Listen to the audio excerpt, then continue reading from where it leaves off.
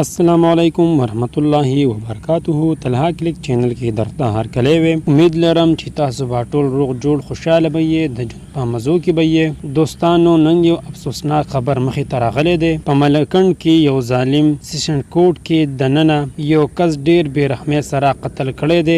سیشن کوټ ته دننه په پټه تمانچه دننه کړې وه. څه داسې واقعه مخې ته راغلې وه. یو کس سیشن کوټ ته دننه تمانچه هم وړې وه او یو کس یې ډیر بې دردۍ سره قتل کړو. دا ټول معلومات موږ سره په دې ویډیو کې وګورئ چې پورا معلومات نه خبر شئ. کو تاسو موږ سره په دې ویډیو کې نوی یې، مهرباني وکړئ زموږ د چینل مخه در سره ضرور سبسکرایب کړئ، خوا کې ورته غنټۍ نشان ووهئ چې هر یوه نوې معلوماتي ویډیو تاسو ته په اسانۍ سره میلاویږي.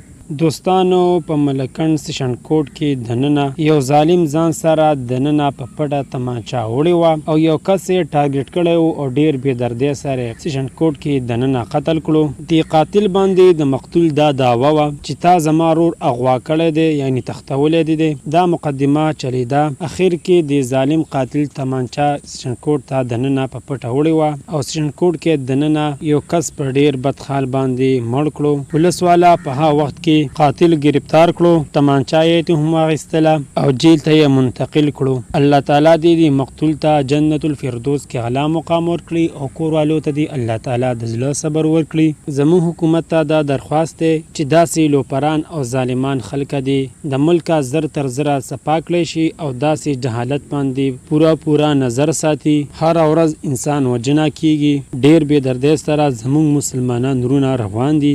د ویډیو کتلو ډیره مننه. عزتمندو، دا وه زموږ د دې وخت نیو معلوماتي ویډیو. د نورو نیو معلوماتي ویډیو دپاره زموږ دا چینل مها ضرور سبسکرایب کړئ، خوا کې ورسه ټلۍ نشان وهئ چې هر یوه نیو معلوماتي ویډیو تاسو ته په اسانۍ سره میلاویږي. والسلام.